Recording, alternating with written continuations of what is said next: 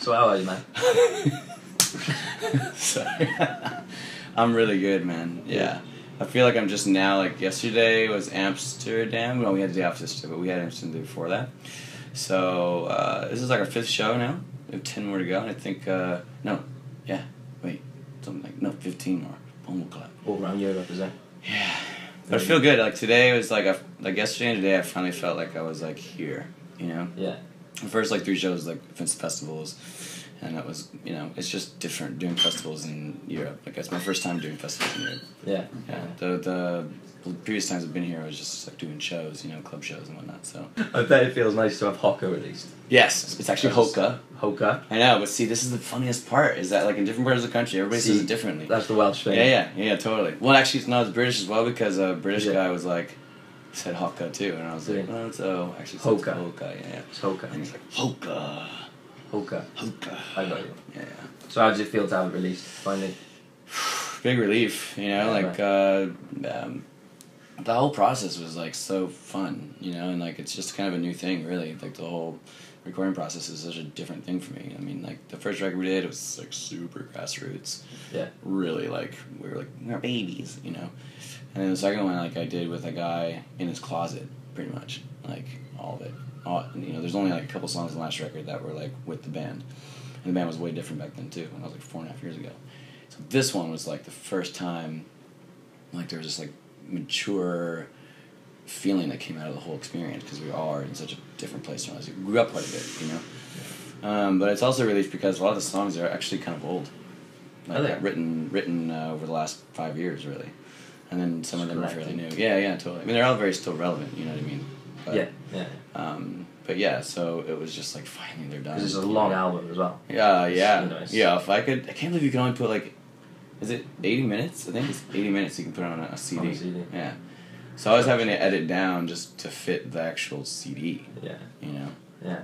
I mean, I would have kept going. You know? Yeah. But that's the thing, is you gotta know when to stop, I guess. But it feels really good, and, like, the reception's been great, and, you know, and it's, I'm a slow burn kind of dude. Like that, write things out, you know what I mean? So it's been fun just, like, cruising along with it. Once it's done, it's out of your control. Like, okay, now it's for the world, you know? Yeah. Are you touring it a lot as well? Have you got a lot? Yeah, well, this is actually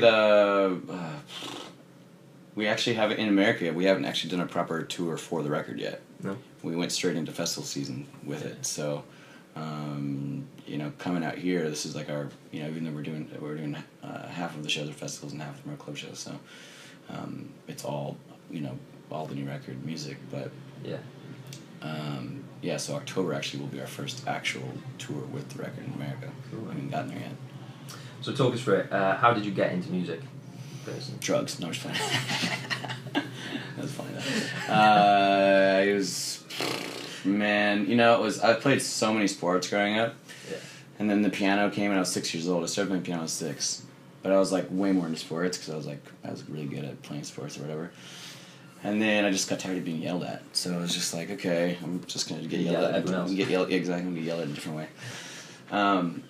So, I don't know, from, like, 6 to, you know, like, 17, I guess. I left home when I was 17. Like, 15, 16, 17, I was, like, teaching piano lessons and whatnot.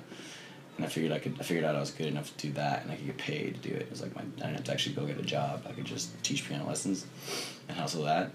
And then I left home, and then I got a job music directing outside of Portland. Did that for a minute, like 6 months. And I got a job in Alaska music directing at another place. Made bank doing that in Alaska because it was, like, at a resort. And then I just kind of, like, went to Hawaii. Bought a ticket to Hawaii. It's cheap. Joined on this woofing program. You ever seen that before? No. It's an acronym. Willing Workers on Organic Farms. So you can actually do it around the world. You can go to different places in the world and learn how to, like, do agriculture on people's land. You just work trade. So all you have to do is buy a ticket to get there.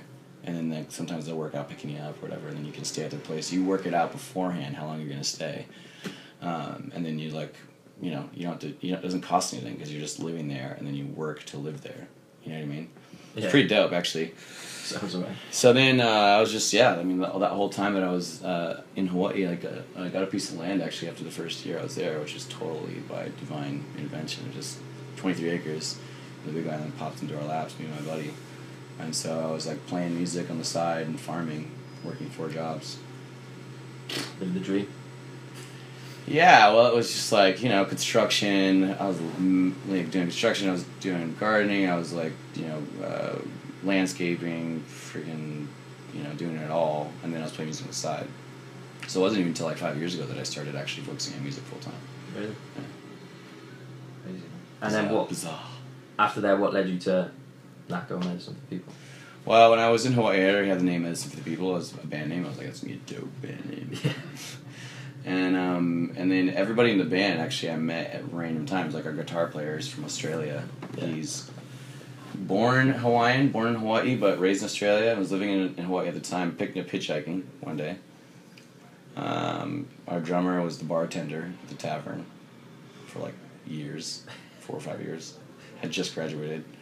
And I was like, yo, you want to go tour the world and make less money? For now, maybe. Yeah.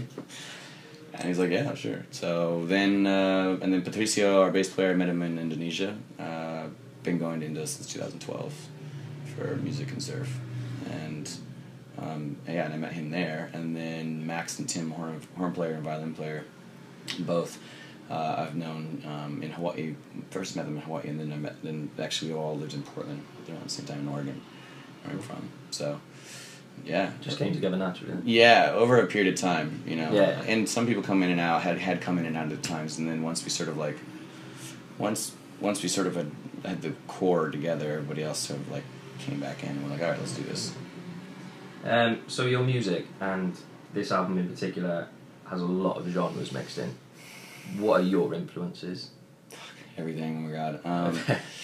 Everything from pop music to hip hop to like rock and roll, to like old school jams. I mean, from like AC/DC to Paul Simon. You know what I mean? Yeah. But yeah, I mean, I grew up on old music and then moved into like more indie rock, and then moved into hip hop, and then moved into reggae, and then moved into like, because I grew up playing like jazz and classical, but also was like listening to church music because I was in church all of my. Because you can hear all of that on the new record. Yeah, it's how it always goes in my mind. I'm always like, okay, I'm gonna write like a chill song now, and then like I don't write complicated songs in my mind. Like they're 4 chords, whatever, with a couple of changes, and then it's like it always comes around, like I always mold it around the words. It seems like you get that one line, and you start like unfolding this whole story, and you're like, okay, maybe I should just chill out for a minute. This is getting a little bit long. So yeah, the songs are crazy. You'll be in the middle of what would seem like an acoustic song, and then a trumpet just comes in out of nowhere.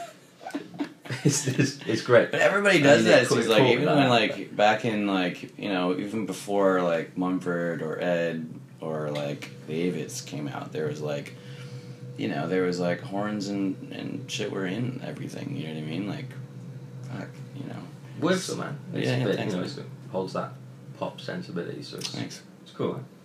Okay, so what are your guilty pleasures musically? Musically, who's that one that you're just like? Oh, Ellie Goulding for sure. I love Ellie Goulding. Oh my god, mad crush. Totally like met her one time at this movie premiere, and I was just like,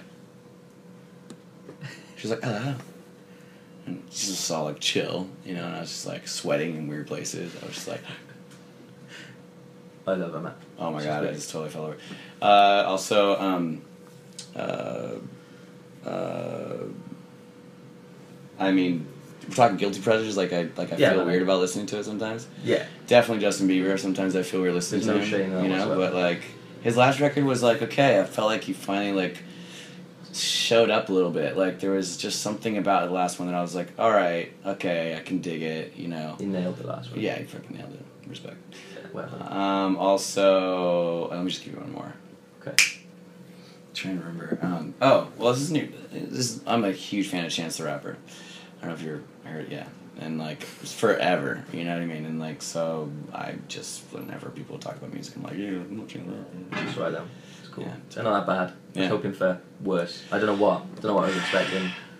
It's hard on the spot, like thinking about it on the spot. When like, pops into your head, tweet okay, us. yeah, I got you. Nice. Okay.